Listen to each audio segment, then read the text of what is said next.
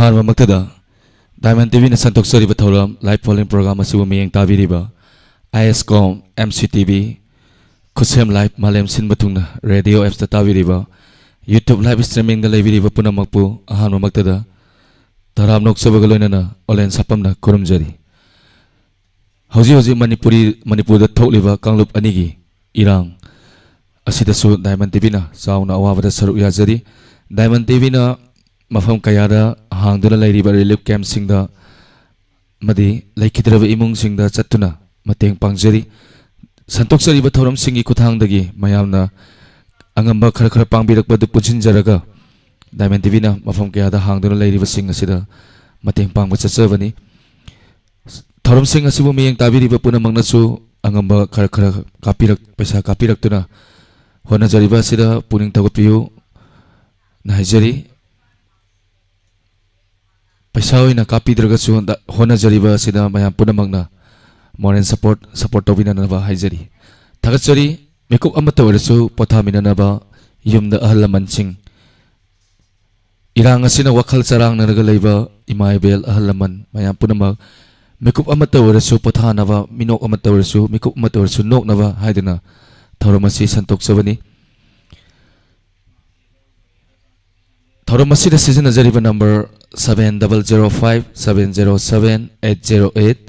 ꯑꯃꯨꯛꯀ ꯍꯟꯅ 7005707808ꯇ ꯀꯣꯜ ꯇꯧꯕꯤꯔꯛꯇꯨꯅ ꯑꯗꯣꯝꯅ ꯇꯥꯕꯤꯅꯤꯡꯕ ꯏꯁꯩ ꯈꯟꯕꯤꯌꯨ꯫ ꯊꯧꯔꯝ ꯑꯁꯤꯗ ꯁꯤꯖꯤꯟꯅꯖꯔꯤꯕ ꯀꯣꯜ ꯍꯧꯖꯤꯛ ꯍꯥꯡꯗꯨꯅ ꯊꯝꯖꯔꯤ꯫ ꯊꯧꯔꯝ ꯑꯁꯤꯒꯤ ꯐꯥꯔꯁꯠ ꯀꯣꯂꯔ ꯀꯅꯥꯅꯣ ꯌꯦꯡꯃꯤꯟꯅꯁꯤ꯫ ꯍꯜꯂꯣ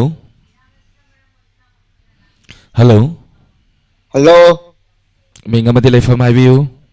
ꯇꯧꯖꯔꯛꯏꯕ ꯑꯩꯁꯦ ꯅꯝꯕꯣꯜ ꯐꯣꯏꯖꯤꯡꯗꯒꯤ ꯍꯋꯥꯏꯕꯝ ꯏꯕꯣꯇꯣꯄ꯫ ꯇꯔꯥꯝ ꯅꯣꯛꯆꯔꯤ꯫ ꯀꯔꯤ ꯃꯊꯦꯜ ꯆꯥꯕꯤꯔꯒꯦ? ꯉꯁꯤꯗꯤ ꯃꯌꯥꯝ ꯊꯣꯡꯉꯤꯅꯦ, ꯍꯋꯥꯏ ꯊꯣꯡꯉꯤ꯫ ꯍꯧꯖꯤꯛꯁꯦ ꯅꯝꯕꯣꯜꯗ ꯀꯔꯤ ꯏꯔꯥꯡ ꯂꯩꯕꯤ? ꯏꯃꯥ ꯏꯕꯦꯜꯁꯤꯡ ꯑꯍꯤꯡ ꯂꯦꯛꯄ ꯊꯣꯛꯄꯤꯕ꯭ꯔꯥ? ꯑꯗꯨꯒ ꯃꯔꯨꯞꯁꯨ ꯏꯔꯥꯡ ꯑꯗꯨꯝ ꯌꯥꯎꯕ ꯑꯗꯨꯝ ꯆꯠꯄꯤꯕ꯭ꯔꯥ? ꯔꯦꯂꯤ ꯀꯩꯀꯩ ꯆꯠꯄꯤꯔꯨꯕ ꯀꯩꯀꯩ ꯂꯩꯕꯤ ꯄꯥꯎ ꯑꯣ, ꯇꯝꯕꯤꯌꯨ꯫ ꯔꯦꯂꯤꯗꯤ ꯆꯠꯄ ꯌꯥꯎꯔꯨꯗ꯭ꯔꯦ, ꯑꯩꯗꯤ ꯏꯁꯥ ꯉꯝꯗ꯭ꯔꯦ, ꯗꯤꯁꯦꯕꯜꯅꯤ, ꯑꯩꯗꯤ ꯄꯥꯔꯠꯁꯅꯤ꯫ ꯌꯨꯝꯗꯒ ꯑꯣꯏꯅ ꯅꯨꯡꯗꯥꯡ ꯈꯔ ꯊꯣꯛꯄꯗ ꯀꯥ ꯍꯦꯟꯅ ꯊꯣꯛꯄ ꯉꯝꯗ꯭ꯔꯦ꯫ ꯑꯗꯣꯝ ꯂꯦꯛꯆꯔꯤ ꯍꯥꯏꯇꯥꯔꯦ ꯅꯨꯡꯗꯥꯡ ꯗ꯭ꯌꯨꯇꯤ꯫ ꯊꯧꯔꯝꯁꯤ ꯀꯔꯤꯗ ꯌꯦꯡꯕꯤꯒꯦ? ꯇꯤꯚꯤꯗ ꯑꯣꯏꯅ ꯌꯦꯡꯖꯔꯤ꯫ ꯊꯥꯒꯠꯆꯔꯤ꯫ ꯊꯧꯔꯝ ꯁꯔꯨꯛ ꯌꯥꯕꯤꯔꯛꯄ ꯍꯥꯏꯅꯤꯡꯉꯥꯏ ꯂꯩꯇꯅ ꯊꯥꯒꯠꯆꯔꯤ꯫ ꯃꯤꯀꯨꯞ ꯑꯃꯠꯇ ꯑꯣꯏꯔꯁꯨ ꯄꯣꯊꯥꯃꯤꯟꯅꯁꯤ꯫ ꯀꯔꯤ ꯏꯁꯩ ꯈꯟꯕꯤꯒꯅꯤ? ꯇꯣꯂꯦꯟ ꯈꯣꯝꯕ ꯐꯤꯂꯝꯗꯒꯤ ꯈꯣꯏꯗꯣꯛꯖꯦ ꯕꯤꯗꯤ ꯁꯥꯎꯅꯤꯡꯉꯤ ꯍꯥꯏꯔꯤꯕ ꯏꯁꯩꯗꯣ ꯑꯝꯇ ꯈꯟꯖꯒꯦ꯫ ꯏꯁꯩ ꯁꯣꯏꯗꯅ ꯊꯥꯖꯒꯦ꯫ ꯇꯥꯕꯤꯅꯤꯡꯕꯁꯤꯡ, ꯃꯤꯠꯌꯦꯡ ꯇꯥꯕꯤꯅꯤꯡꯕꯁꯤꯡ ꯃꯤꯑꯣꯏ ꯈꯔ ꯗꯥꯏꯃꯟ ꯇꯤꯚꯤꯕꯨ ꯌꯦꯡꯕꯤꯔꯤꯕ ꯃꯌꯥꯝ ꯄꯨꯝꯅꯃꯛꯅ ꯑꯣꯏꯅ ꯌꯦꯡꯃꯤꯟꯅꯔꯒꯦ꯫ ꯑꯗꯨꯗꯤ ꯏꯁꯩ ꯈꯨꯗꯣꯜ ꯇꯝꯖꯒꯦ, ꯄꯨꯟꯅ ꯁꯔꯨꯛ ꯌꯥꯃꯤꯟꯅꯁꯤ꯫ ꯑꯥꯎ꯫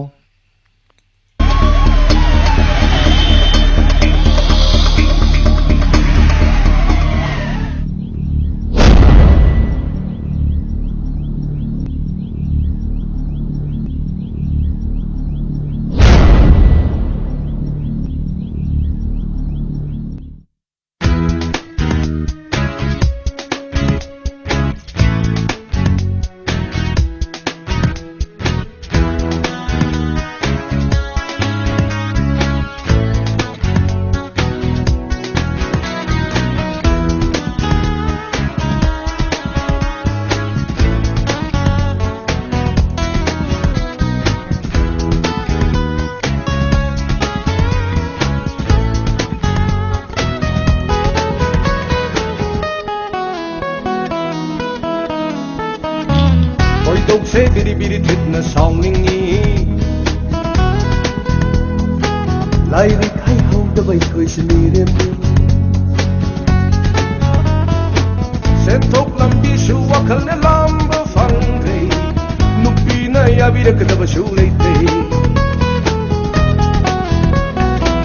ꯈꯣꯏꯗꯧꯁꯦ ꯕꯤꯔꯤ ꯕꯤꯔꯤ ꯊꯤꯠꯅ ꯁꯥꯎꯅꯤꯡꯉꯤ, ꯂꯥꯏꯔꯤꯛ ꯍꯩꯍꯧꯗꯕ ꯑꯩꯈꯣꯏꯁꯦ ꯃꯤꯔꯦꯝꯅꯤ, ꯁꯦꯟꯊꯣꯛ ꯂꯝꯕꯤꯁꯨ ꯋꯥꯈꯜꯅ ꯂꯥꯝꯕ ꯐꯪꯗ꯭ꯔꯦ, ꯅꯨꯄꯤꯅ ꯌꯥꯕꯤꯔꯛꯀꯗꯕꯁꯨ ꯂꯩꯇꯦ,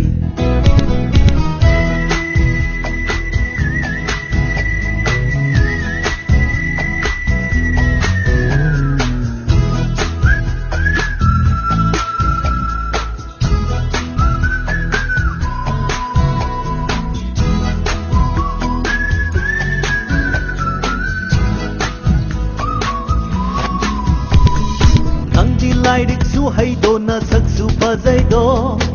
na pangal kalli thabak su hay banida ai khoi ti lai rik su hai te thabak su hai te unsi se makuk tagi soi khabani ne unsi se prap prap loi to khaning le ning ti na makuk lagi amuk khauning le unsi se prap prap loi to khaning le ning ti na makuk lagi amuk khauning le khoi dau se beri beri thitna sauning ni lai rik hai hok da ai khoi shani rem ni sen thok lambi su akal lam ba phang re nupi na yabir ka da su lai tre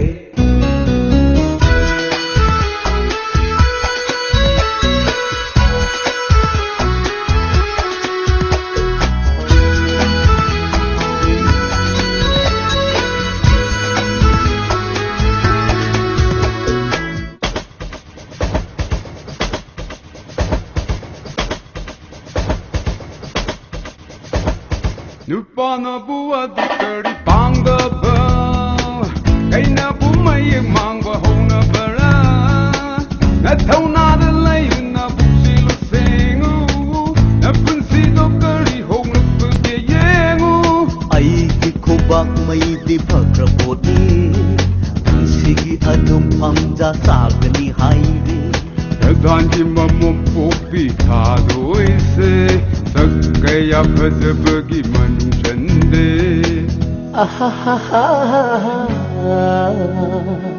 la la la la la la Wai tok se biri biri thipna songing ni lai rik hai hau da bai khoi shni re mi sen thok lambi su akal lam ba phang re nupi na yabir ka da su lai tre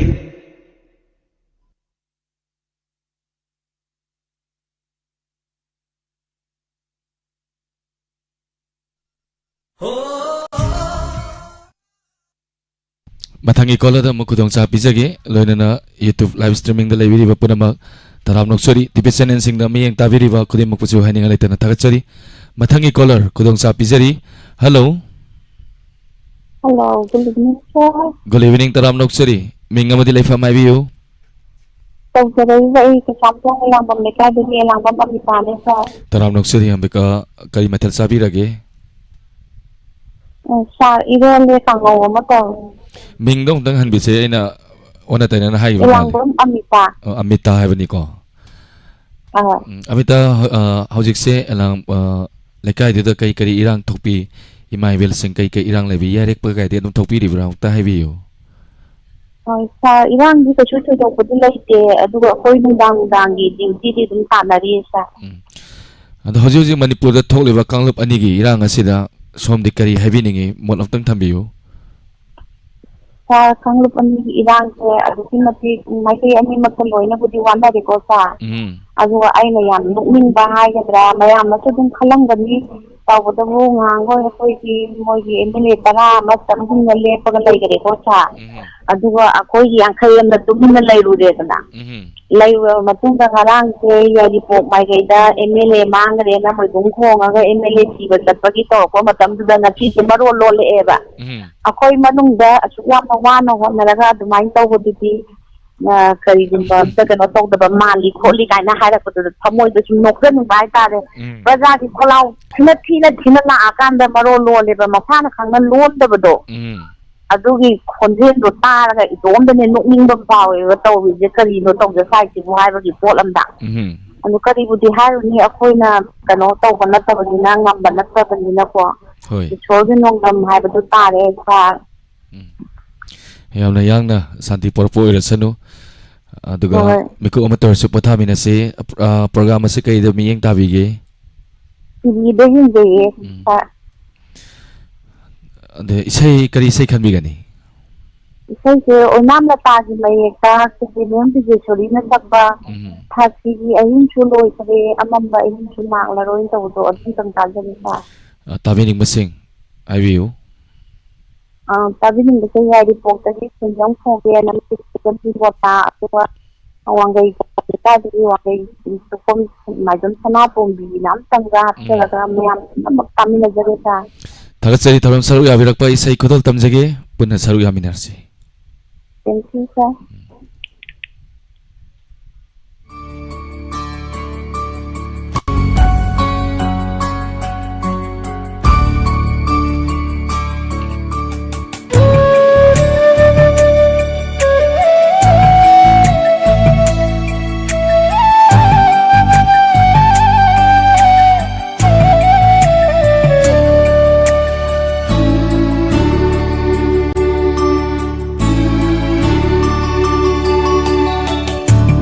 Sigi ahingsu loi khare amamba ahingsu laglaru Sigi ahingsu loi khare amamba ahingsu laglaru sinkhai phido phulagle Cina parai thadoglo Joy ra shamlang khongjilo ima Thashigi ahingsu loi khare amamba ahingsu laglaro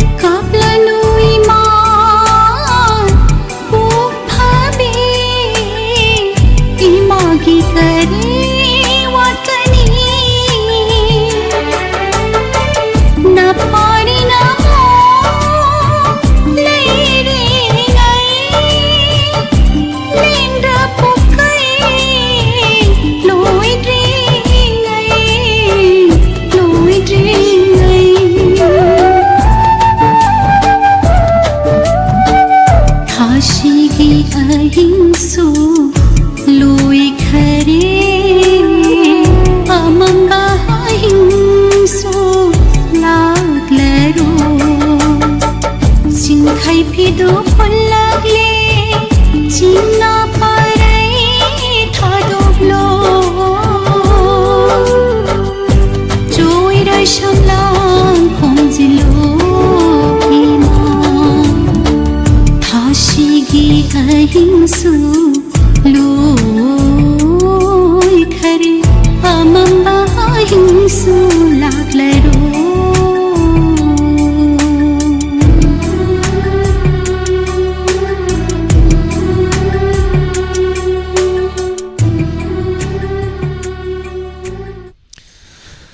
Thakasari sangapa manjan taram noksari tharom saru yabirakpa mathangi kola da mukudong sa pizagi. Hello. Hello. Ming amadi lai fama biyo. Thakasari. Ay thongju patu koiro imari tani. Taram noksari ima. Sole dogi khonjen da tajani. Ima hojikse koya thong da kai irang lebi aduga ima hoi hojik ima ibel sing yarek pathok pache dum thokpiri bra ta haibiyo. Irang di kaisu somda di kaisu kaya kana laijati. Mayang di irang tu adum saru ya jari. Ima ngasidi kay mathal sa abiyo. Adum yaujen. Ima kay mathal sabi lagi. Ngasi si saugi thong bang pak nam mo sa jai. Ima tadi irang marak sida miku umaturasu nokminasi isai khanbirak pa isai kudal tamjage duga tabining basing habiu. Diamond di isai bu tabining basing. Diamond di ikasing. Aduga kaino gi nambong phojingi ibu jau bai na ma nan khanbado. Ma isai yam pam ne ko isai pam basing. Puna tum tamina jarak. Okay, ado ya aidi yam ahan malori aduga bacho do khoigi lenga oiler me ita oiler me isai yam pame do kesukai de mayam saru. Wam ta hajauge. Habiu. Choi sen dong di isai yam ta sapira madi yam na no hai jan khonjen do mana ko ta janing ba. Mai hore lorak patene saksera age marak ta hai tare thorom se kai de yeng bige ima. Ai kom da. Okay, ma ngatang yang biro ay thorom si punga em pharak pe de da saksara age thakachari ma isai kudol tamjarake. Thakachari.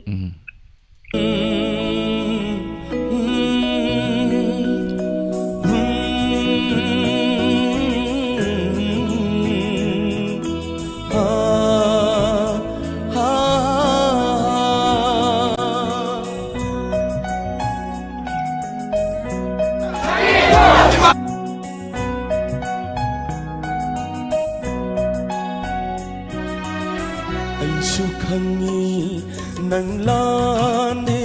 haiba pokhopi bani miyamna Aisu khangi nang lane haiba pokhopi bani miyamna lanjadra binangi punsida jamjara binangi mai thongda amubakali taibiki bani. Do you have aisu khangi nang lade haiba pokhopi bani miyamna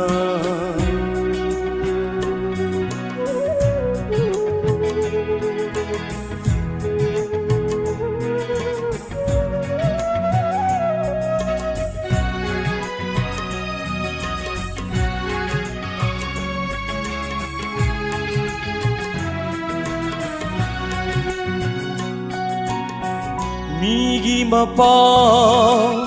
taraga nang bulana lawbiki bani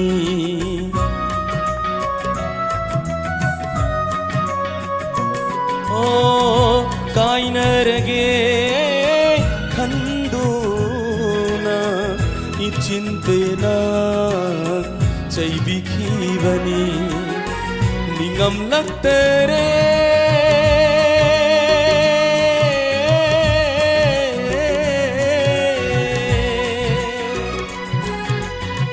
ningam laktere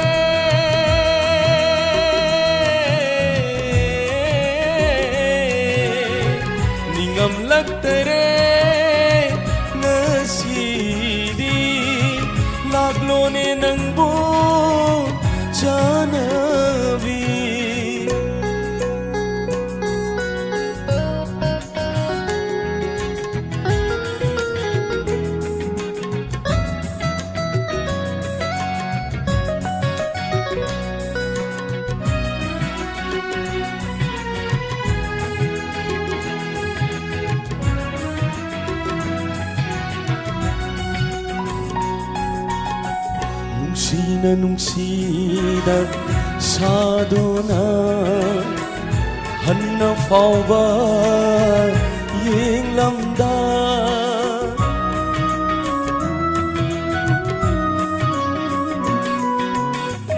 hikna hikna kabladuna aigi maikai yeng haubi nangbu karam leli bage nangbu karam leli bage ngasi suaibu ngairi bara ay sukhami nang lande haiba paphokibani miyamna lanjedra binangi punsida jamjara binangi mai thongda amubakali taibikibani sukhani nang lande haiba paphokibani miyamna Gita Devi taram noksari sangapa manjan thagatsari tharom saruk yabirakpa duga hojik Manipur da tholiba irang asida mayam wakhal waraga leibasing imaibel phamungda hogatpa ngamdana naraga TV mamangda miyeng tabibasing koi miku amateur su pothaminasi mathangi caller da mukudong cha pijari. Hello. Hello, good evening, sir. Good evening taram noksari linthoi kai mathal chabirage. Sir, ngasigi wasoi. Hoi. Linthoi hojik se kaksing da kari kari irang lebi imaibel sing yarek padum thokpiribra aduga ngarang Hoi sir, adum kano taweba. Nungdinju numidangju adum palelangkai juju thoe aduga akoisi bazar su dum thoe adum sunglepte lepte aduga akoi ima iben jingje wasu yang wanareba habati kaigino habata nungdindana laukumba muk chanaredana ko ndagi muk numidang taran thokpa kanggu sina muk nungdang thokta yadabnina amuk thoineba nduzuna sungsoi soidana ima iben jingje narakpati soidre aduna aina haijaningina sarkargi jingida mari leinaba mising makhaise sidaida koi thoiba ima iben jingje kitang yengsinbiba ma mathau tabra na ju khanjaba ko adu haijane yam chuma wafamni duga hojikse low wi matamni na haitare low suba chapa imaibel sing ayukan nungdinga paruwa duga hek pali tadane hek tholaktre lekai gi mina kari haigi doino duga file lova guide na sulainari ko mafam kaya tasu achumane sa tholaktradi file logani na haiba na chingba kaya ma tawri akoi aitare kari hairo doino phatte hairo su yadabani na ko ado koi punjanba matam oirakpagi honare ni war suana koi thona leibatai imaibel sing thona hanba yade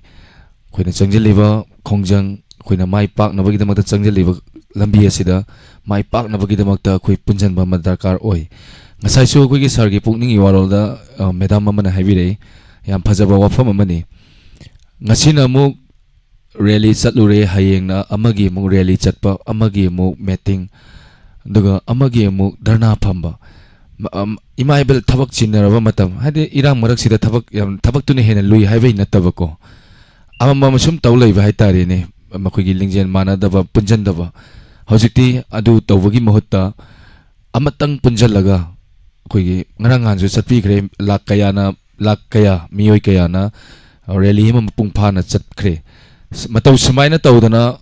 among tang chatlaga among tang dharna phamaga chatiba lambi akoina thangjaliba khongthang akoina pamiba pandam masida akoina pulap changjan bagi matam ama yaurabra haibaduni akoi aduna akoi punna lingjen manasi akoi punna lingjen manabagi matam yaure isal lintoina wahai fajaba amasu habire isal mikup amator su pothamina si kari sei tabi ningi Pallamana film gina Singya gilay ko Laikon gilay rang Nakoy gumna Kore nakoy gumna okay ado tabi ning masing Kore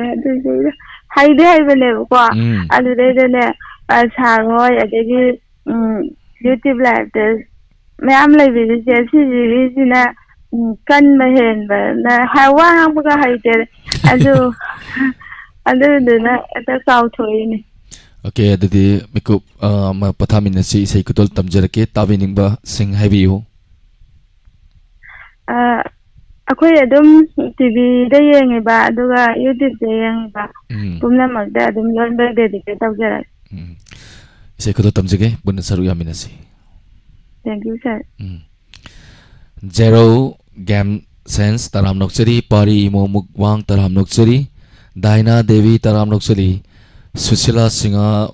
mama busu taram nokchari Gita Devi taram nokchari isai kudol tamjarake isal nintoina kanbirak baisai ni punna saru yamina si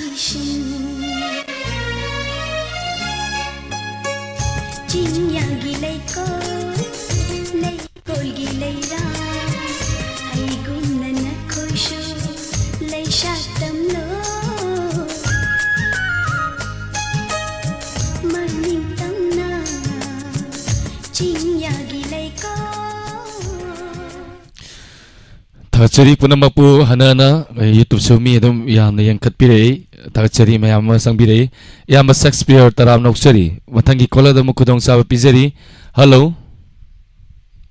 hello no taram noksari ma tamjari ba kya thogi tukam bam sama taram noksari ma ima anai yawi de ko nungai biri ko hoi huwa hobi phaubi ko ado isai ne ꯑꯩꯈꯣꯏꯒꯤ ꯁꯨꯂꯦꯟꯗ꯭ꯔꯣꯅ ꯁꯛꯄ ꯍꯧꯖꯤꯛ ꯅꯨꯄꯤ ꯑꯃ ꯁꯛꯈ꯭ꯔꯕꯅꯤꯅ ꯅꯨꯄꯥ ꯑꯃ ꯈꯟꯒꯠꯁꯦꯕꯀꯣ ꯍꯣꯏ ꯍꯣꯏ ꯏꯃꯥ ꯑꯗꯣ ꯑꯩꯈꯣꯏꯒꯤ ꯙꯨꯔꯕ ꯇꯔꯥꯒꯨꯝ ꯉꯥꯜꯂꯝꯕꯤꯗꯅ ꯏꯁꯩꯁꯨ ꯌꯥꯝꯅ ꯐꯖꯕ ꯑꯃ ꯏꯁꯩꯁꯨ ꯌꯥꯝꯅ ꯐꯖꯕ ꯑꯃ ꯈꯟꯕꯤꯔꯦ ꯏꯃꯥ ꯀꯔꯤ ꯃꯊꯦꯜ ꯆꯥꯕꯤꯔꯒꯦ ꯉꯁꯤꯁꯦ ꯑꯩꯈꯣꯏ ꯈꯣꯡꯗ꯭ꯔꯨꯝ ꯆꯝꯐꯨꯠ ꯀꯩꯅꯣ ꯀꯥꯡꯁꯣꯏ ꯑꯣꯏꯅ ꯆꯥꯔꯦ ꯍꯣꯏ ꯏꯃꯥ ꯀꯣ ꯆꯍꯤꯁꯨ ꯌꯥꯝꯖꯜꯂꯛꯑꯕꯅꯤꯅ ꯑꯆꯝꯕ ꯈꯔ ꯈꯔ ꯆꯥꯕꯤꯕꯁꯨ ꯐꯔꯦ ꯁꯥꯒꯠꯂꯛꯄꯁꯤꯗꯀꯣ ꯏꯃꯥ ꯑꯗꯣ ꯑꯅꯥ ꯑꯌꯦꯛ ꯌꯥꯎꯕꯤꯕ ꯌꯥꯗꯦ ꯏꯃꯥ ꯀꯨꯏꯅ ꯄꯨꯟꯁꯤꯕꯤꯌꯨ ꯆꯍꯤ ꯁꯥꯡꯅ ꯗꯥꯏꯃꯟ ꯇꯤꯚꯤꯒꯤ ꯊꯧꯔꯝ ꯀꯌꯥ ꯑꯃ ꯁꯟꯇꯣꯛꯆꯔꯛꯈꯤꯗꯧꯔꯤ ꯄꯨꯟꯅ ꯁꯔꯨꯛ ꯌꯥꯃꯤꯟꯅꯈꯤꯁꯤ ꯏꯃꯥ ꯑꯗꯣ ꯏꯃꯥ ꯍꯧꯖꯤꯛꯁꯦ ꯏꯔꯥꯡ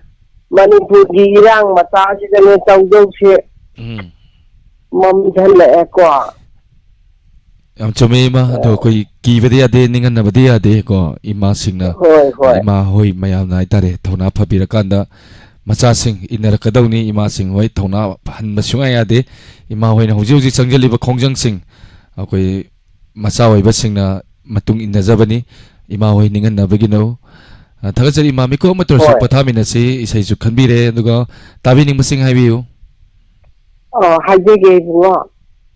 ꯑꯩꯈꯣꯏꯒꯤ ꯈꯨꯌꯥꯊꯣꯡꯒꯤ ꯄꯥꯟꯊꯣꯏꯒꯤ ꯃꯩꯔꯥ ꯄꯥꯏꯕꯤꯁꯤꯡꯒꯤ ꯃꯃꯤꯡ ꯈꯔ ꯍꯥꯏꯒꯦ ꯃꯄꯥꯟꯗ ꯃꯣꯏ ꯐꯝꯃꯤꯅꯤꯅꯕꯀꯣ ꯑꯩꯈꯣꯏꯒꯤ ꯀꯩꯅꯣ ꯆꯤꯉꯥꯈꯪꯕꯤ ꯕꯦꯇꯣꯟꯕꯤꯅꯦ ꯒꯨꯅꯤꯅꯦ ꯃꯦꯝꯆꯧꯕꯤ ꯏꯕꯦꯊꯣꯏ ꯔꯥꯅꯤꯇꯥꯅꯦ ꯑꯗꯒꯤ ꯃꯦꯃꯤ ꯇꯣꯝꯕꯤ ꯑꯗꯒꯤ ꯑꯩꯈꯣꯏꯒꯤ ꯅꯥꯎꯆꯥ ꯚꯤꯛꯇꯣꯔꯤꯌꯥ ꯄꯤꯇꯨ ꯑꯗꯨꯒ ꯑꯩꯈꯣꯏ ꯃꯥꯏꯕꯝꯒꯤ ꯗꯣꯂꯤꯅꯦ ꯔꯤꯅꯥꯅꯦ ꯁꯤꯉꯩꯒ ꯑꯗꯨꯝ ꯄꯨꯟꯅ ꯇꯥꯃꯤꯟꯅꯖꯔꯒꯦ ꯊꯥꯒꯠꯆꯔꯤ ꯏꯃꯥ ꯏꯁꯩ ꯈꯨꯗꯣꯜ ꯇꯝꯖꯔꯛꯀꯦ ꯄꯨꯟꯅ ꯁꯔꯨꯛ ꯌꯥꯃꯤꯟꯅꯁꯤ ꯃꯤꯀꯨꯞ ꯑꯃ ꯇꯧꯔꯁꯨ ꯅꯣꯛꯃꯤꯟꯅꯁꯤ ꯍꯧꯖꯤꯛ ꯍꯧꯖꯤꯛ ꯃꯅꯤꯄꯨꯔꯗ ꯊꯣꯛꯂꯤꯕ ꯏꯔꯥꯡ ꯇꯪꯗꯨ ꯂꯩꯇꯥꯗꯕ ꯏꯃꯥ ꯏꯕꯦꯜꯁꯤꯡ ꯄꯥꯈꯠꯂꯒ ꯃꯤꯄꯥꯏꯅꯔꯒ ꯂꯩꯕ ꯃꯤꯀꯨꯞ ꯑꯃ ꯇꯧꯔꯁꯨ ꯄꯣꯊꯥꯃꯤꯟꯅꯁꯤ ꯏꯁꯩ ꯈꯨꯗꯣꯜ ꯇꯝꯖꯒꯦ ꯈꯪꯗꯦ ꯀꯔꯤ ꯑꯣꯏꯗꯅꯣ ꯈꯪꯗꯦꯅꯦ ꯏꯕꯨꯡꯉꯣ ꯑꯁꯣꯝꯗ ꯑꯩꯈꯣꯏꯅ ꯁ꯭ꯋꯥꯏꯗ ꯃꯈꯣꯟꯁꯦ ꯏꯇꯥ ꯇꯥꯗꯦ ꯍꯥꯏꯕꯩ ꯋꯥꯅꯤ ꯃꯇꯥꯏꯁꯤꯡꯗꯗꯤ ꯌꯥꯝꯅ ꯋꯥꯅ ꯂꯩꯔꯦ ꯍꯥꯏꯕꯀꯣ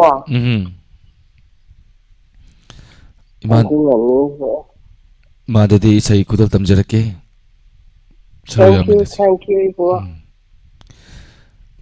Daina Devi talam nokseri Susila Singa talam nokseri Babli Nong MX Sana Temalaksmi TV talam nokseri Susila Singa talam nokseri Isai kudal tamjarake punna saruk yaminasi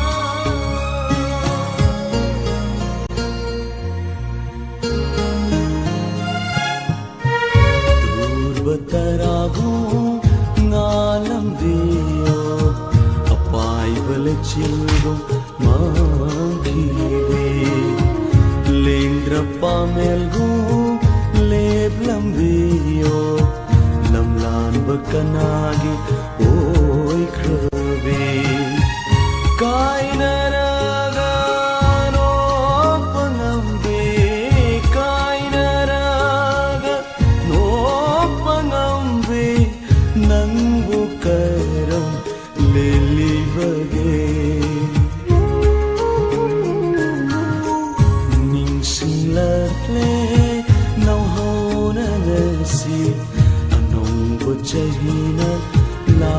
lapada.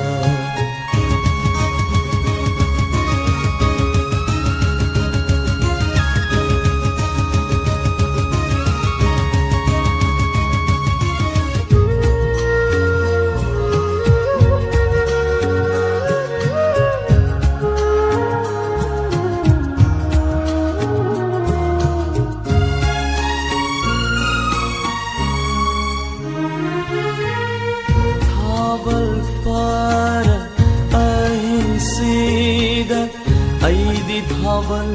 mangaling banate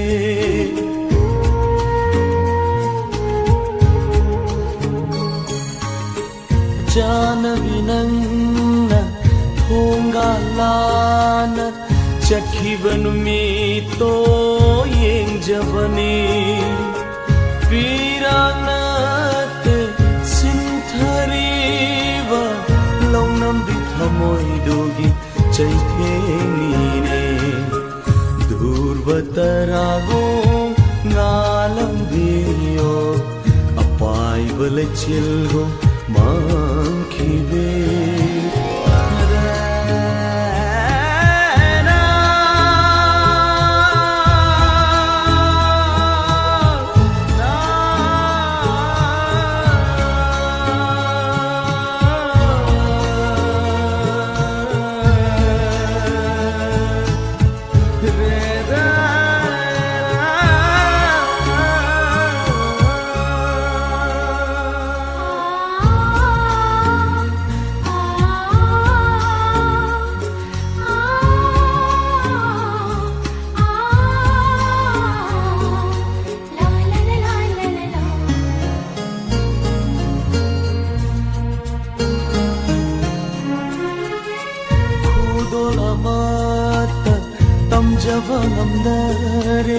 Lamlan bakada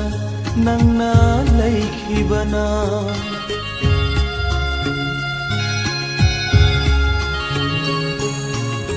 Nomatang dilapune nang aigi khunggang sida karam lele yeng lakho Minok tuda nuchene nupakaurava Jimbal China Durvatarago ngalambiyo Apai balachilgo mankhive Lengra pamelgo leplambiyo Lamlan bakanagi oi krave Kainaraga no pangamve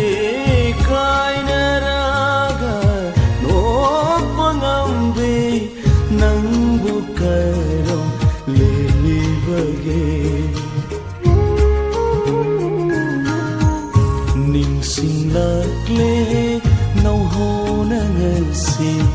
anu chahina lapada durvatarago ngalam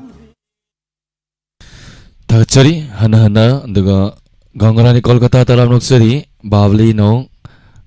Ramendra Singha taram noksari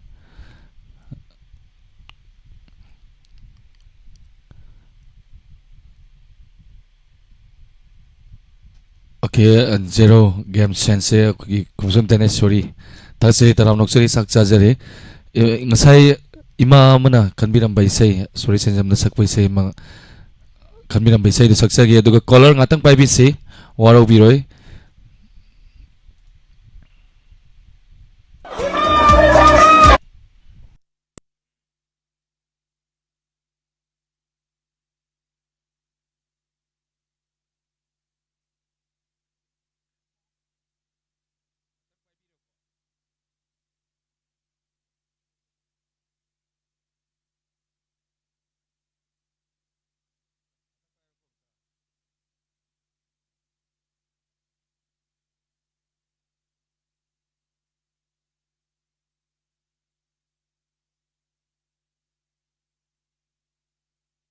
Isai kudol tamjarake kanbirak paisai ni ade ima mana ngasai 하비람바 이사이도 고돌 담자게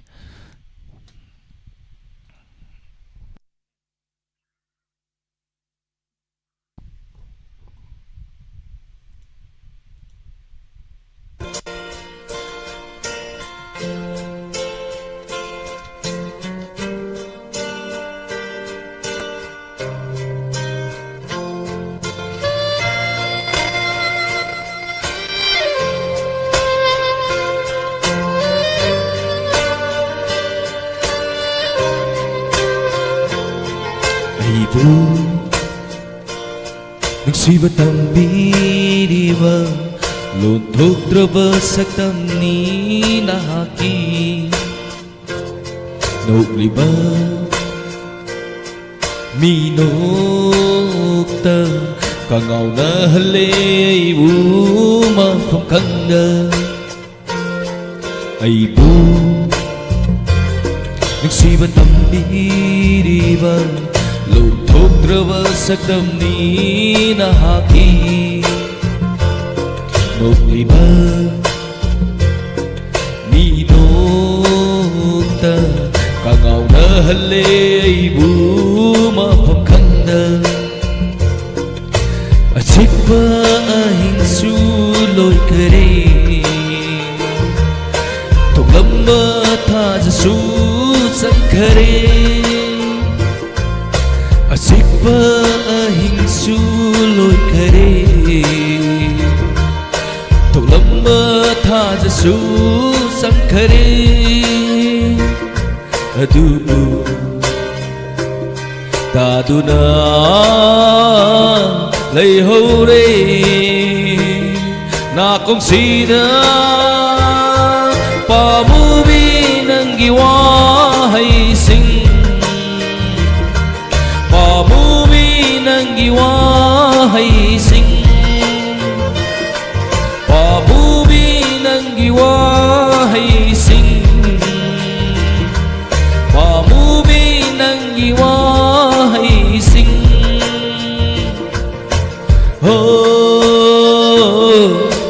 oh, oh, oh, yeah.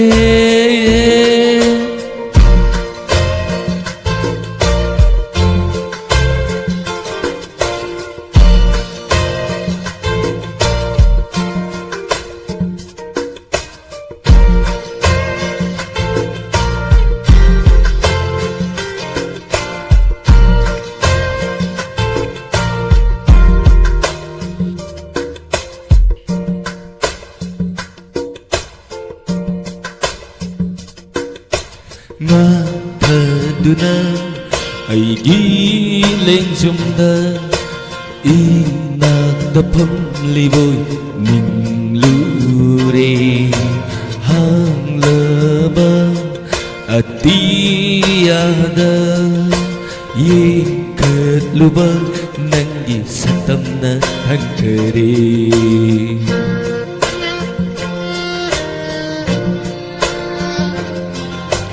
Nga thaduna ay giling jumda Inagdapam liboy ning lure Hang laba at tiyada Yikat lubang nang isatam na hangkari At tiyada Nang gisagtam na tankare Hang laba at tiyasu Nang gisagtam na tankare Oh,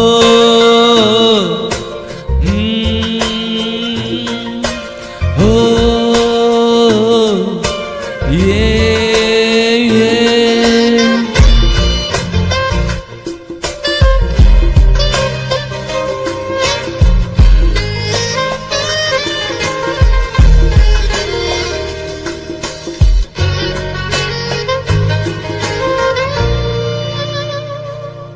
Asuknung siwi nahana Adukarigi lapoli asuk nungsibi nahakna adu karigi laptopli lalo pamu binungsibi ko lagi nangbu ngasidi lalo pamu binungsibi ko lagi nangbu ngasidi aigi hanglang pamosina aibu nungsiba tambiriba lothokraba sakdamni nahaki nokliba minokta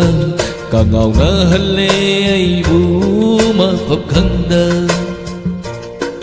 aibu nungsiba tambiriba lothokraba sakdamni nahaki nokliba minokta kangau na halle aibu mafam khangda achikpa ahingsu loi khare thokamba thajasu changkhare achikpa ahingsu loi khare thokamba thajasu changkhare adubu taduna leihore nakuksida pamubi nangi wahising pamubi nangi wahising pamubi nangi wahising pamubi nangi wahising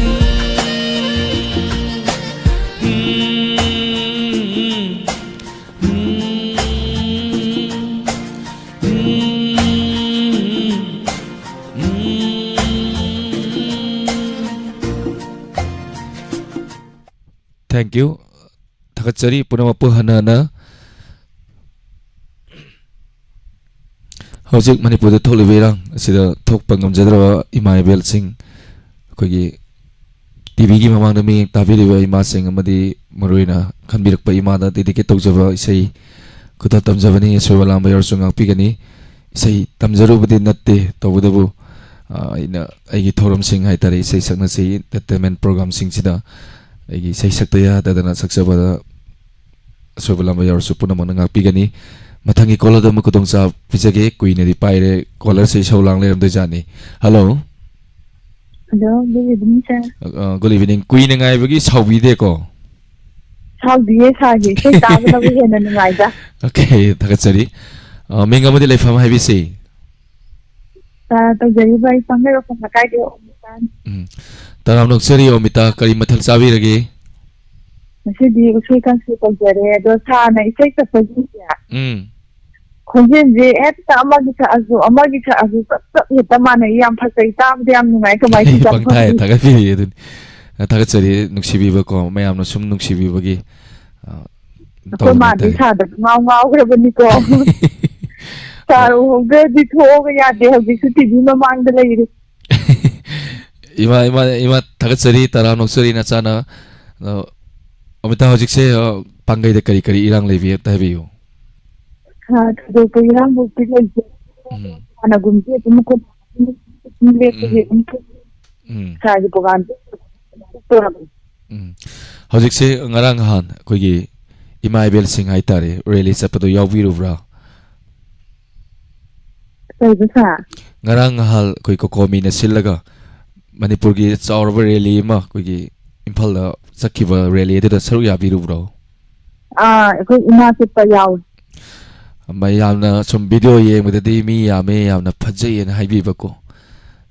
chatluriba mafam maduda yaururiba ima ibel singna maduda saraba hujiki nungsa sida khangaga ima lebak kannaba yade haibagi pandamda manipur ani thonba yaroi manipur ama khakta oidawni akoi gi ngasai su ko thengna jabada haitare miyo yamana samaina haibi medam amana YouTube ta sumi yengobada hakchang amani akhoi se Manipur se hakchang amani Manipur gi hakchang ama se hariba sida aigi khongna ma pigrade ai kamai lep toino haibani hariba athadi mayamna sudum khambira Manipur dagi machet ama ta thokragadi kamai na leidoino sini haidisi adu mayam gi pandam di Manipur ani thokpa yaroi Manipur kaibe yaroi haibe sina pandam ama oijaraga ngasa ju ya Shakespeare na chatta heavy rakre Manipur kaibe yaroi haidana hariba kholau siga loina na hoji hoji changjeliwa ima ebel singna ahing tumni khangdadana chani khangdadana nuksa khangdaba nongchu nongchwa kari mata changdana haitare imaleba kandabe yaroi imaleba kaibe yaroi haina changjeliba kholau maga loina na changjeliba sida macha oiba khoi mayam nasu ima singi tungin jaraga haitare koina changjan jaribani ima sing ningan nabiganu ima sing na changjeliba khongjangda miyoi kaya kaya amana ima singi tungri ilakani aduga Manipur kaibe yaroi haiba kholau siga loina na yai fare haimina se okay wasu yana sana ngangre ado kari sei tabi ninge habisi nanaka sum asani taje sei se miyeng tabi ning basing habi yo tabi ning basing tabi ning baja ke ta jadi berkajara ko komang ki apne kem aduga ina babu ini kujongi ku dekana mak pada thai program yang pada ko ke pai tani kai loudspeaker thabi bro mita thadi sanu ai tabra ta ba adu gi sang du dai biro habi se akhoi langa then de yin ni sida pot yon bala pa na makong bu tek tana leiba ado hoji bi khara phare ma haida mayim de sanin ye mayim de tala ga de sa ji u ga pham na ro ye yum nak na bagi sida sum de ro ha zaida ta seri ma ko jeri yam ngai na isai su haibire dadi miko amatang pathamina se isai kudal tamjarake puna sar agoi eto sa iman ise roi badam tanga sapiro oye kudal tamjarake ima da didike tawi se maga sakjarake hojik se ima ise yamna saksan basi chu aise aigi program se mi yam nok pi bani haitare aidi kara comedy oi kai oi toroga program se dum santok sa bani ado hojik manipur tholi irang sida yamna nok tana khedana hek taw basi chu hek phajata ba ma chu oi isa yam saksan lu basi chu kari toye sai no taw mi si mina mayam yaro kan isai sak leire na haidu tawu Diamond TV na santok sari ba thoram sing humanitarian service ama oi bani na ko entertainment program ma su oi bani na thoram sing asi santok sa bani khangdaba kana na mandi hekta ngang birak pasu yawi okay anyway imagi isai ai soidana kudol tamjarake isai kudol tamjage punna saru yamina se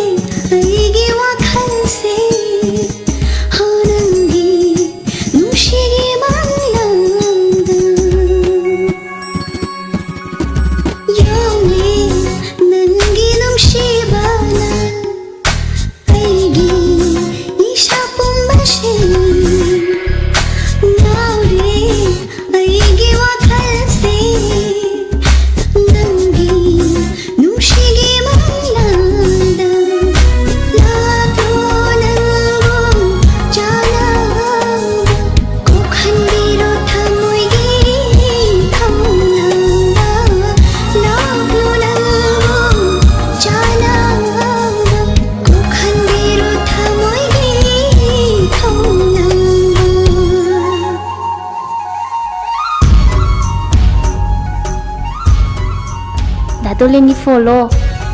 yang nungsinagre ahanbadadi unaning da bagak saradana nangso nangi matamdo laga ꯈꯪꯅꯤ ꯑꯉꯥꯡ ꯆꯤꯆꯦ ꯑꯁꯦꯡꯕ ꯄꯨꯛꯅꯤꯡꯗ ꯀꯩꯀꯩ ꯐꯥꯎꯏ ꯌꯦꯡꯉꯨꯕ ꯈꯨꯗꯤꯡ 이쁘다 보지.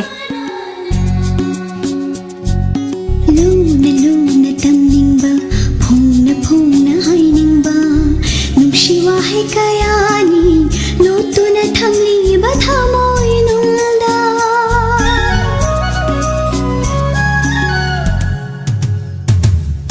luna luna tamningba phongna hainingba nungsiwa hai kayani lotuna thamliba thamoi nungda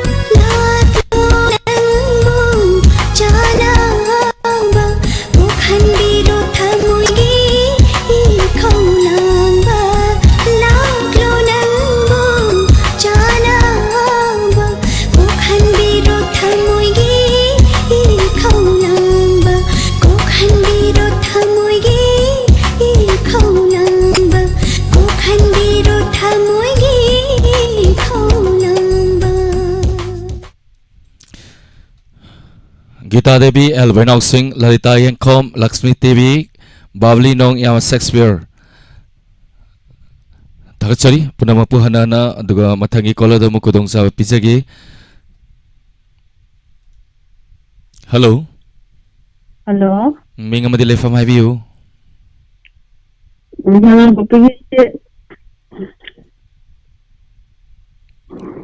Hello. Tadi taye. Have you say Ming Galefang of the Hanbiu? Oh, yang pupili si ambane. Taram Noxeri, Karimatal Sabiragi. As we must have bought in a tongue half them lord. Half the one lawyer. Yeah, how you have a domali do half the one lawyer. I'm happy in Tongone. Says young Tong he be the So give done it and I said. Okay, say Miko Nomina Sena, Fagito Zavani, say how you say young Popida de Kari Irang Levi, Duga Kari Imabel sing the Yarek, but Topi wrong tongue have you. Oh, Toy Yarek, but them toy and Popigi. Mateta wing around. Aha, can you mean when I make up the top of the door? Copy, I don't matter the copy. It's a sectional Levi, Duga. I see how you program Sikara, the young Bivano. I've come the young in it. Okay, it's a how you know wake up is a Mafam cigar. It's a Higi Zaga cigar. Kayamulapnari, kilometer Kiamulapnari, Mitaka Kiamulapnari, Zagawi Bivano. Yam lap over the Dapishi and Bupidagi, and a way to the Namala, the Gassan Kumbana Namla. At the Kumban, the Bangala, the Bangala, the Gay, where cookie Bangalte, Alapra. Kilometer ke moi dunu ama asmo yam sa thara ga sare adu sarak badane banga han step na koi khun na khara haibi ona har badagi moi nu mai kapsala ide ꯑꯗꯨꯗꯤ ꯌꯥꯝꯅ ꯅꯛꯄ ꯑꯦꯔꯤꯌꯥꯅꯤ ꯍꯥꯏꯇꯥꯔꯦꯀꯣ ꯏꯆꯦ ꯑꯗꯨꯗꯤ ꯑꯗꯨꯗꯤ ꯏꯆꯦ ꯑꯩꯈꯣꯏꯒꯤ ꯃꯐꯝꯗꯨꯒꯤ ꯏꯆꯦ ꯍꯣꯏꯒꯤ ꯂꯩꯀꯥꯏ ꯖꯒꯥꯗꯨꯒꯤ ꯃꯤꯑꯣꯏ ꯀꯌꯥꯃꯨꯛꯇꯤ ꯑꯗꯨꯝ ꯂꯦꯡꯗꯅ ꯑꯗꯨꯝ ꯂꯩꯕꯤꯕ꯭ꯔꯥ ꯈꯔ ꯑꯃꯗꯤ ꯆꯠꯅꯕ ꯈꯣꯠꯅꯕ ꯆꯦꯟꯕ ꯈꯣꯠꯄꯗꯤ ꯌꯥꯎꯕꯤꯈ꯭ꯔꯕ ꯀꯃꯥꯏꯅ ꯂꯩꯕꯤ ꯀꯩꯅꯣ ꯇꯧꯋꯦ ꯅꯨꯄꯥꯒ ꯑꯝꯇ ꯆꯦꯟꯗꯦ ꯑꯗꯒꯤ ꯃꯩꯔꯥ ꯄꯥꯏꯕꯤ ꯂꯩ ꯑꯗꯣ ꯑꯩꯈꯣꯏ ꯑꯍꯟꯒꯨꯝꯕ ꯑꯉꯥꯡ ꯅꯨꯄꯤ ꯆꯦꯟꯕ ꯑꯗꯩ ꯑꯉꯥꯡ ꯈꯔ ꯈꯔꯗꯤ ꯑꯗꯨꯝ ꯊꯩꯗꯣꯛꯄꯩ ꯋꯥꯅꯤ ꯑꯣꯀꯦ ꯑꯇꯩꯗꯤ ꯂꯦꯡꯗꯅ ꯑꯗꯨꯝ ꯂꯩꯌꯦꯕꯀꯣ ꯂꯦꯡꯗꯅ ꯑꯗꯨꯝ ꯂꯩ ꯊꯧꯅꯥ ꯐꯕꯤꯒꯗꯧꯅꯤ ꯑꯩꯈꯣꯏ ꯏꯆꯦ ꯑꯗꯨ ꯆꯦꯛꯁꯤꯟꯕꯤꯁꯤ ꯏꯆꯦ ꯂꯥꯜꯂꯛꯁꯤꯗ ꯍꯥꯏꯇꯥꯔꯦ ꯍꯧꯖꯤꯛ ꯊꯣꯛꯂꯤꯕ ꯀꯥꯡꯂꯨꯞ ꯑꯅꯤꯒꯤ ꯏꯔꯥꯡ ꯑꯁꯤꯗ ꯃꯤꯀꯨꯞ ꯑꯃ ꯇꯧꯔꯁꯨ ꯄꯣꯊꯥꯅꯕ ꯋꯥꯔꯗꯤ ꯏꯌꯥꯝꯕ ꯁꯦꯛꯁꯄꯤꯌꯔꯅꯁꯨ ꯉꯁꯥꯏ ꯍꯥꯏꯕꯤꯈ꯭ꯔꯦ ꯑꯋꯥꯕ ꯍꯥꯏꯕꯁꯤ ꯑꯩꯈꯣꯏꯒꯤ ꯅꯨꯡꯉꯥꯏꯕ ꯁꯔꯨꯛ ꯃꯨꯛ ꯂꯥꯛꯀꯗꯣꯏꯅꯤ ꯅꯨꯡꯉꯥꯏꯔꯗꯤ ꯋꯥꯗꯣꯏꯅꯤ ꯑꯅꯤꯁꯦ ꯁꯝꯅꯔ ꯆꯠꯇꯣꯏꯅꯤ ꯑꯗꯨꯗꯨꯅ ꯃꯤꯀꯨꯞ ꯑꯃ ꯇꯧꯔꯁꯨ ꯅꯣꯛꯊꯣꯛꯁꯤ ꯉꯥꯛꯇꯪꯗꯁꯨ ꯑꯋꯥꯕ ꯀꯌꯥꯗꯣ ꯀꯥꯎꯊꯣꯛꯃꯤꯟꯅꯅꯕꯅꯤ ꯁꯤꯟꯖꯔꯤꯕꯁꯦ ꯏꯆꯦ ꯀꯔꯤ ꯏꯁꯩ ꯈꯟꯕꯤꯒꯅꯤ ꯀꯩ ꯍꯧꯖꯤꯛ ꯑꯩꯅ ꯍꯥꯏꯈꯤꯕꯗꯣ ꯊꯦꯡꯂ ꯑꯍꯤꯡ ꯃꯇꯝꯗ ꯑꯁꯦꯝ ꯑꯃꯖꯤꯠꯀꯤꯗꯣ ꯇꯥꯏꯃꯤꯡꯁꯤꯒ ꯑꯩꯈꯣꯏꯒꯤ ꯅꯨꯡꯗꯥꯡꯒꯤ ꯈꯤꯇꯪ ꯊꯦꯡꯖꯤꯜꯂꯛꯄꯁꯤꯒ ꯏꯁꯩꯁꯤꯒ ꯌꯥꯝ ꯆꯥꯟꯅꯗꯣꯔꯤ ꯏꯁꯩ ꯇꯥꯕꯤꯅꯤꯡꯕꯁꯤꯡ ꯈꯔ ꯍꯥꯏꯕꯤꯌꯨ ꯇꯥꯕꯤꯅꯤꯡꯕꯗꯤ ꯁꯣꯝꯗ ꯗꯥꯏꯃꯟ ꯇꯤꯚꯤ ꯌꯦꯡꯉꯤꯕ ꯄꯨꯝꯅꯃꯛꯀ ꯇꯥꯃꯤꯟꯅꯔꯒꯦ ꯏꯁꯩ ꯈꯨꯗꯣꯛ ꯇꯝꯖꯒꯦ ꯏꯆꯦ ꯁꯔꯨꯛ ꯌꯥꯃꯤꯟꯅꯁꯤ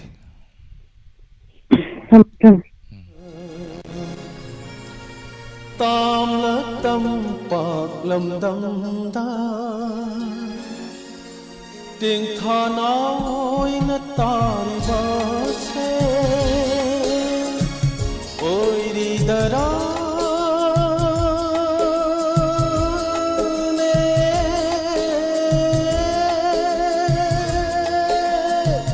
ꯑꯩꯒꯤ ꯃꯩꯇꯩ ꯂꯩꯁꯥꯗꯣ ꯊꯦꯡꯅ ꯑꯍꯤꯡ ꯃꯇꯝꯁꯤꯗ ꯇꯥꯝꯂ ꯇꯝꯄꯥꯛ ꯂꯝꯗꯝꯗ ꯇꯦꯡꯊꯥꯅ ꯑꯣꯏꯅ ꯇꯥꯔꯤꯕꯁꯦ ꯇꯦꯡꯊꯥꯅ ꯑꯣꯏꯅ ꯇꯥꯔꯤꯕꯁꯦ ꯑꯣꯏꯔꯤꯗꯔꯥ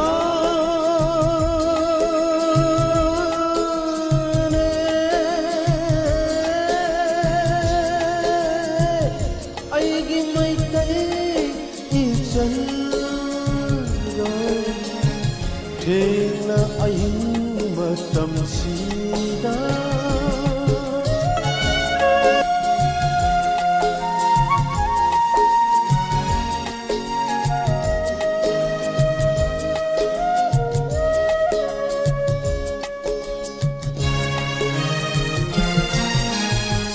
ꯆꯤꯡꯃꯥꯏ ꯈꯣꯅ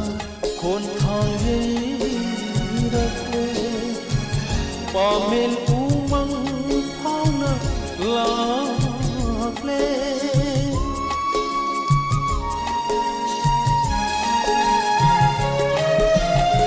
ꯆꯤꯡꯃꯥꯏ ꯈꯣꯅ ꯈꯣꯟꯊꯥꯡ ꯌꯩꯔꯛꯂꯦ ꯄꯥꯃꯦꯜ ꯎꯃꯪ ꯐꯥꯎꯅ ꯂꯥꯛꯂꯦ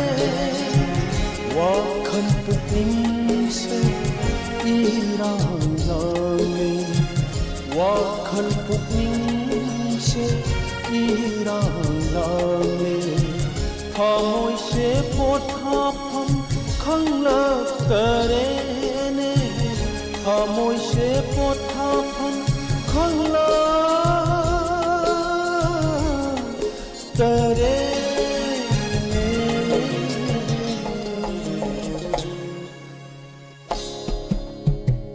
ꯊꯦꯡꯅ ꯑꯍꯤꯡ ꯃꯇꯝꯁꯤꯗ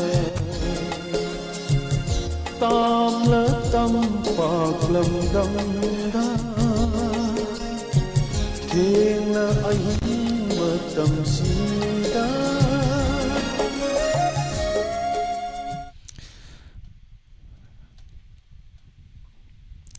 Kamala Huidram Taram Noksari Thagatsari Punamapu Hana Hana Thoramasigi Aroiva caller Lokotsage Hello Hello sir Taram Noksari Mingama de Lefam Habisi I gameless zone 2 dagi Mingna Male Mingam Tanghan Biu Male Taram Noksari Tongba Male Kari Matal Sabirage Nasido Irolaga Sampul Amfule ꯃꯊꯦꯜꯁꯨ ꯌꯥꯝ ꯆꯥꯅꯕ ꯑꯃ ꯇꯧꯕꯤꯔꯦ ꯑꯗꯨꯒ ꯑꯩꯈꯣꯏꯒꯤ ꯍꯧꯖꯤꯛ game ꯚꯤꯂꯦꯖꯇ ꯍꯥꯏꯇꯥꯔꯦ ꯀꯔꯤ ꯏꯔꯥꯡ ꯂꯩꯕꯤ ꯏꯃꯥ ꯏꯕꯦꯜꯁꯤꯡ ꯑꯗꯨꯝ ꯌꯥꯔꯦꯛꯄ ꯑꯗꯨꯝ ꯊꯣꯛꯄꯤꯕ꯭ꯔꯥ ꯑꯃꯨꯛꯇꯪ ꯍꯥꯏꯕꯤꯌꯨ. ꯁꯥꯔ ꯍꯧꯖꯤꯛꯀꯤꯗꯤ ꯏꯔꯥꯡꯁꯦ ꯀꯩꯁꯨ ꯊꯣꯏꯗꯣꯛꯄꯗꯤ ꯂꯩꯇꯦ. ꯂꯥꯡꯒꯣꯜꯂꯣꯝꯗꯤ ꯈꯔ ꯂꯩꯕ ꯃꯥꯜꯂꯦ. ꯂꯥꯡꯒꯣꯜꯂꯣꯝꯗ ꯍꯧꯖꯤꯛꯁꯦ ꯅꯣꯡꯃꯩ ꯃꯈꯣꯜ ꯑꯗꯨꯝ ꯇꯥꯕꯤꯕ꯭ꯔꯥ ꯀꯔꯤ ꯏꯔꯥꯡ ꯑꯣꯏꯕꯤꯕ ꯃꯥꯜꯂꯤ ꯍꯥꯏꯐꯦꯠꯇꯪ ꯍꯥꯏꯕꯤꯒꯦꯔꯥ? ꯅꯣꯡꯃꯩ ꯀꯥꯞꯄ ꯈꯣꯠꯄꯒꯨꯝꯕꯗꯤ ꯃꯈꯣꯟꯗꯤ ꯇꯥꯗꯦ ꯑꯗꯨꯒ ꯁꯨꯝ ꯏꯔꯥꯡ ꯑꯥꯔꯃꯤꯒꯨꯝꯕ ꯆꯪꯉꯛꯄꯒꯤ ꯇꯧꯕꯗꯤ ꯇꯧꯋꯦ. ꯑꯣꯀꯦ ꯏꯃꯥ ꯏꯕꯦꯜꯁꯤꯡꯁꯦ ꯋꯥꯗꯤ ꯋꯥꯔꯕ ꯖꯥꯠꯅꯤ. ꯑꯌꯨꯛ ꯅꯨꯡꯊꯤꯟꯅ ꯍꯦꯛ ꯂꯧ ꯆꯠꯂꯨꯕ ꯅꯨꯃꯤꯗꯥꯡꯅ ꯍꯦꯛ ꯑꯥꯔꯃꯤ ꯊꯣꯛꯂꯛꯑ ꯍꯦꯛ ꯂꯥꯛꯅꯕ ꯃꯌꯥꯝꯁꯦ ꯀꯣ. ꯍꯣꯏ ꯁꯥꯔ. ꯑꯣꯀꯦ ꯑꯗꯣ ꯌꯦꯡꯉꯁꯤ ꯑꯩꯈꯣꯏꯒꯤ ꯊꯥꯡꯖꯤꯜꯂꯤꯕ ꯈꯣꯡꯊꯥꯡ ꯑꯩꯈꯣꯏꯁꯨ ꯃꯅꯤꯄꯨꯔ ꯀꯥꯏꯕ ꯌꯥꯔꯣꯏ ꯍꯥꯏꯕꯁꯤꯅ ꯐꯤꯔꯦꯞ ꯑꯃ ꯑꯣꯏꯔꯒ ꯑꯩꯈꯣꯏꯅ ꯆꯪꯁꯤꯜꯂꯤꯕꯁꯤꯗ ꯑꯩꯈꯣꯏ ꯄꯨꯟꯅ ꯊꯧꯅꯥ ꯐꯃꯤꯟꯅꯔꯁꯤ. ꯃꯤꯀꯨꯞ ꯑꯃꯇ ꯑꯣꯏꯔꯁꯨ ꯅꯨꯡꯉꯥꯏꯊꯣꯛꯁꯤ, ꯃꯤꯀꯨꯞ ꯑꯃꯇ ꯑꯣꯏꯔꯁꯨ ꯀꯥꯎꯊꯣꯛꯁꯤ ꯑꯋꯥꯕ. ꯑꯗꯣ ꯀꯔꯤ ꯏꯁꯩ ꯈꯟꯕꯤꯒꯅꯤ? ꯁꯥꯔ. ꯏꯁꯩ ꯍꯥꯏꯕꯤꯌꯨ. ꯏꯁꯩ ꯈꯝꯕꯇꯣꯟ ꯒꯤ ꯐꯤꯂꯝ ꯅꯪꯅ ꯀꯧꯔꯝꯃꯤ ꯅꯨꯡꯁꯤ ꯅꯨꯡꯁꯤꯅ ꯑꯍꯥꯟꯕ ꯐꯪꯕꯅꯤꯅ ꯏꯁꯥꯁꯨ ꯀꯩꯅꯣ ꯇꯧꯋꯦ. ꯀꯩꯝꯇ ꯄꯥꯈꯠꯄꯤꯒꯅꯨ ꯑꯩꯈꯣꯏ ꯑꯃꯠꯇꯅꯤ ꯍꯥꯏꯇꯥꯔꯦ. ꯆꯞ ꯃꯥꯟꯅꯩ. ꯍꯣꯏ ꯑꯍꯥꯟꯕ ꯐꯪꯕꯅꯤꯅ ꯍꯣꯏ ꯍꯥꯏꯐꯦꯠ ꯈꯤꯇꯪ ꯄꯥꯈꯠꯄ ꯈꯣꯠꯄ ꯑꯗꯨꯁꯨ ꯂꯩꯔꯝꯕꯁꯨ ꯌꯥꯏ. ꯀꯩꯁꯨ ꯄꯥꯈꯠꯀꯨꯝꯁꯤ ꯑꯗꯨꯝ ꯇꯥꯕꯗꯤ ꯑꯗꯨꯝ ꯇꯥꯔꯒ ꯇ꯭ꯔꯥꯏ ꯇꯧꯕꯗꯣ ꯄꯥꯛꯅꯗꯤ ꯉꯝꯗꯕ. ꯉꯁꯤꯗꯤ ꯇ꯭ꯔꯥꯏ ꯇꯧꯔꯒꯦꯅ ꯉꯁꯥꯏꯗꯒꯤ ꯊꯧꯔꯝꯁꯤ ꯀꯔꯤꯗ ꯌꯦꯡꯕꯤꯒꯦ?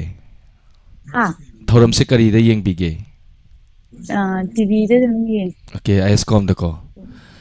ISKCOMꯗ ꯍꯧꯖꯤꯛꯇꯤ ꯅꯦꯠ ꯀꯩꯀꯩ ꯌꯥꯗꯕꯅꯤꯅ. ꯑꯣꯀꯦ ꯑꯗꯨꯗꯤ ꯅꯦꯠ ꯌꯥꯔꯤꯉꯩꯗꯗꯤ ꯏꯟꯁꯄꯦꯛꯇꯔ ꯇꯌꯥꯏꯁꯨ ꯑꯗꯨꯝ ꯇꯥꯔꯝꯃꯦ. ꯌꯥꯝꯅ ꯌꯥꯡꯅ ꯌꯥꯔꯛꯄ ꯑꯣꯏꯔꯁꯅꯨ ꯏꯟꯁꯄꯦꯛꯇꯔ ꯇꯌꯥꯏ ꯃꯈꯥ ꯆꯠꯊꯅꯕꯀꯣ. ꯑꯣꯀꯦ ꯑꯗꯨꯗꯤ ꯏꯁꯩ ꯈꯨꯗꯣꯜ ꯇꯝꯖꯔꯛꯀꯦ. ꯂꯥꯁ ꯀꯣꯂꯔꯁꯨ ꯑꯣꯏꯔꯦ. ꯇꯥꯕꯤꯅꯤꯡꯕꯁꯤꯡ ꯍꯥꯏꯕꯤꯌꯨ. ꯇꯥꯕꯤꯅꯤꯡꯕꯁꯦ ꯑꯩꯈꯣꯏ ꯐꯦꯃꯤꯂꯤ ꯑꯗꯨꯝ ꯇꯥꯔꯒꯦ. ꯑꯩꯒꯤ ꯏꯆꯥꯅꯨꯄꯤ ꯇꯥꯅꯤꯌꯥ, ꯏꯅꯥꯎꯅꯨꯄꯤ ꯏꯟꯗꯨ, ꯑꯗꯨꯒ ꯏꯆꯥꯅꯨꯄꯤ ꯃꯥꯂꯦꯉꯥꯟꯕꯤ, ꯑꯁꯤꯅ ꯑꯗꯨꯝ ꯂꯣꯏꯁꯤꯟꯖꯔꯒꯦ. ꯏꯁꯩ ꯈꯨꯗꯣꯜ ꯇꯝꯖꯒꯦ. ꯄꯨꯟꯅ ꯁꯔꯨꯛ ꯌꯥꯃꯤꯟꯅꯁꯤ.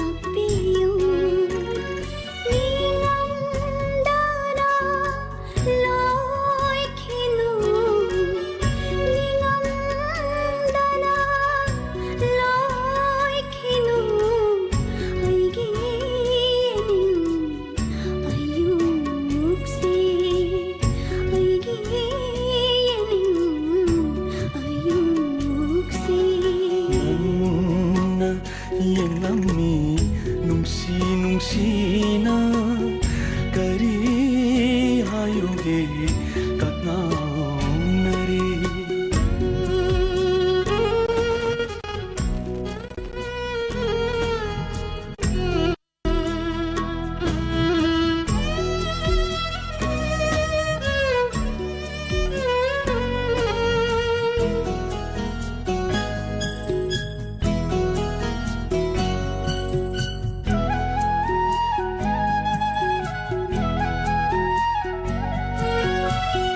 nungshina lainam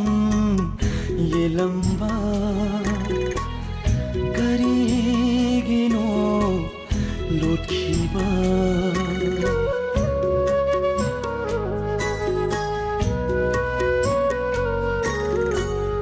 nungshina lainam yelamba karigino lothiba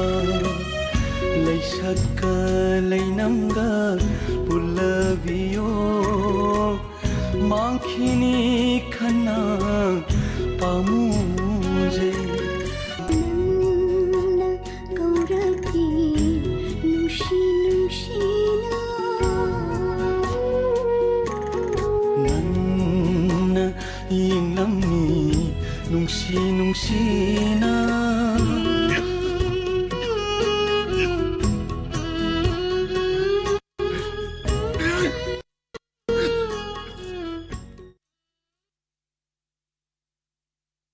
Tharamasi losin jabagi ayaw lawjabaga lunana isay makatang kodal tamjagi Ravi taram noksari Arunia koijam taram noksari bari mom Kuman Bimolata Devi tagachari Yama Shakespeare once again bari mom mukbang taram noksari tharamsigi aroiba caller yang afigani aroiba isay kodal tamjagi anduga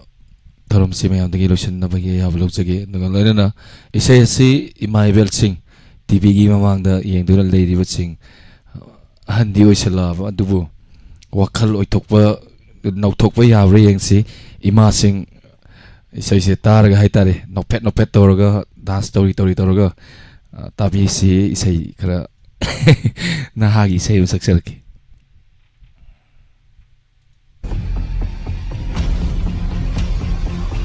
Sesi Omitagi mama dedicate tauke maruina especially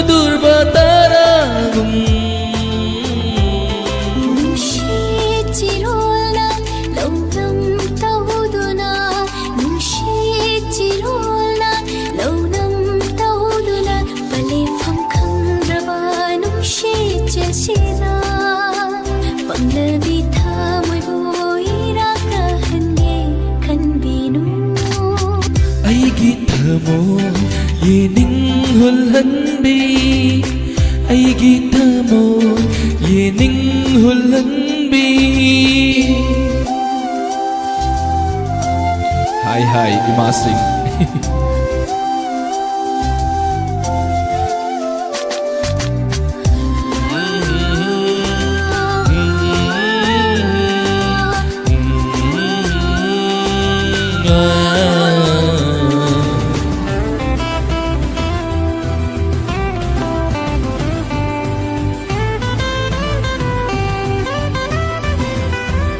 Sitliba nung sit humliba malam Sitliba nung sit humliba malang humjinbiyu nangna aigi nungsibabu humjinbiyu nangna aigi nungsibabu nungsibi magi thamoy lakanungda nungsibi magi thamoy lakanungda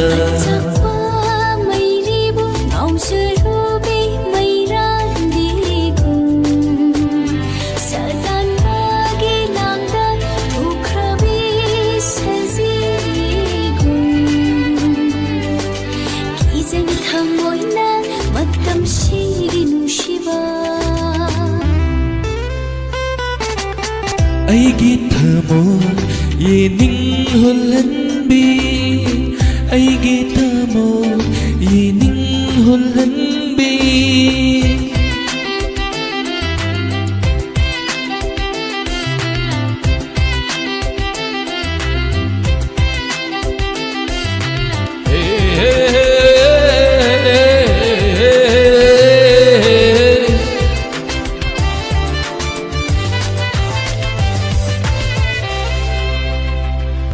Leina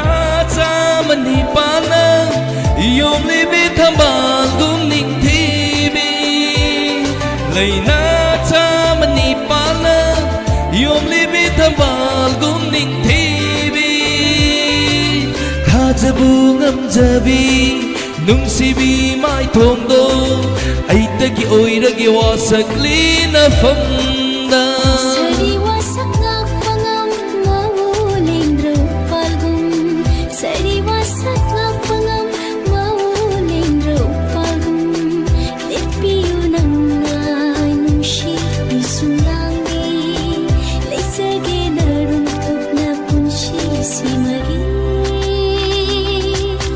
aigi thamoy yening hulhanbi sina kauge nang nungsibi nungsina kauge nang nungsibi thamoy gi atiyada ngalu kudur bataragum thamoy gi atiyada ngalu kudur bataragum Tagasari po naman po hanana.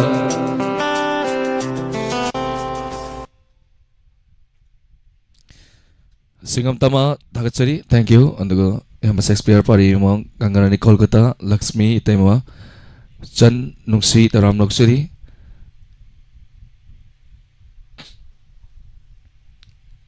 Thank you. May ampo naman nusi biba. Miyoy kunmapan. Hawji YouTube ta internet ya drasuhay tari. Miyoy kunmapan na saruk ya binagto na tarang mapungpami ba loy na ISCOM MCTV kusiyam live tatabi di pasing na tarong sibo mapungpami ba hiningan ito na tagatsari matam sinadi sumsaki duna tarong solution bagi matam na susumyog sa lag loy na Manipur da hojik thol lebe irang asiga mari lain na Diamond TV na mapam kaya da satto na relic camp sing da mating pang jaba satjaba mayam na support of you loy na Manipur da thol leba akogi Kanglup anigi irang asida ima ibel sing na ahing nungtin tumba chaba khangdana nungju nungsa khaidana Manipur imagi leibak ani thokpe yaroi kaibe yaroi haina kholaw ga loina na sangjaliba irang asida macha masu oiba khoisu mayam punna chatmin aduna sangjaliba khongjang asi mai pak nawa honamina bada mayam punna amattoina punjan bagi matam haibado oire aduna akhoi amana ama hunna bagi mahutta amana ngangwada kari mi amana ngangba wache phajana taraga akhoi masen kari tawsige kari tawraga na hena phagani haibagi matam adu yaure aduna akhoi masen nuksina na chatliba changjaliba khoigi akhoi na pamiba pandam haitari khoigi di ima leibak Manipur kaibe yaroi ima leibak Manipur ani thokna sha thokpa yaroi haina changjaliba khongjang asi akhoi punna chap manana lingje manana chapminna si haijabaga loina punna mapu amuka na olen sapamna khurumjari ꯈꯪꯍꯟꯖꯕ ꯍꯧꯈꯤꯕ ꯃꯦꯒꯤ ꯇꯥꯡ 3 ꯊꯥ 5 ꯏꯪ 2023 ꯗꯒꯤ ꯃꯅꯤꯄꯨꯔꯗ ꯇꯪꯗꯨ ꯂꯩꯇꯥꯗꯅ ꯃꯅꯤꯄꯨꯔꯒꯤ ꯄ꯭ꯔꯖꯥꯁꯤꯡꯅ ꯍꯤꯡꯂꯤꯉꯩ ꯆꯩꯔꯛ ꯑꯁꯤꯗ ꯇꯦꯛꯁꯝꯗ ꯂꯩꯔꯤꯕ ꯀ꯭ꯂꯕ ꯁꯗꯥꯎ ꯁꯜꯌꯣ ꯇꯁꯀꯣ ꯁꯌꯥ ꯂꯝꯖꯤꯡ ꯀ꯭ꯂꯕ ꯑꯃꯗꯤ ꯁꯦꯁꯀꯥꯒꯤ ꯑꯄꯨꯟꯕ club Teksam United Club Organisation ꯇꯨꯀꯣꯒꯤ ꯁꯦꯀ꯭ꯔꯦꯇꯔꯤ ꯖꯦꯅꯔꯦꯜꯅ ꯊꯥꯗꯣꯔꯛꯄ ꯆꯦꯔꯣꯜ ꯑꯃꯒꯤ ꯃꯇꯨꯡ ꯏꯟꯅ ꯇꯨꯀꯣꯅ ꯀꯣꯜꯂꯤꯕ ꯑꯦꯔꯤꯌꯥꯗ ꯃꯔꯨꯞ ꯁꯦꯟꯗꯣꯏ ꯑꯃꯗꯤ ꯗꯦꯂꯤ ꯀꯂꯦꯛꯁꯟꯅ ꯆꯤꯡꯕ ꯑꯃꯠꯇ ꯇꯧꯕꯤꯗꯅꯕ ꯈꯪꯍꯟꯖꯔꯤ ꯃꯁꯤꯗ ꯀꯅꯥꯒꯨꯝꯕꯅ ꯃꯊꯛꯇ ꯄꯟꯖꯔꯤꯕ ꯋꯥꯔꯣꯜ ꯑꯁꯤ ꯏꯟꯗꯕ ꯊꯣꯛꯂꯕꯗꯤ ꯃꯁꯥ ꯃꯁꯥꯅ ꯑꯐꯐꯠꯇ ꯗꯥꯏꯇ ꯄꯨꯖꯒꯗꯕꯅꯤ ꯈꯪꯍꯟꯖꯔꯤꯕ ꯃꯍꯦꯎꯕꯝ Bisorjit Singh secretary general Teksam United Club Organisation ꯇꯨꯀꯣ ꯇꯦꯛꯁम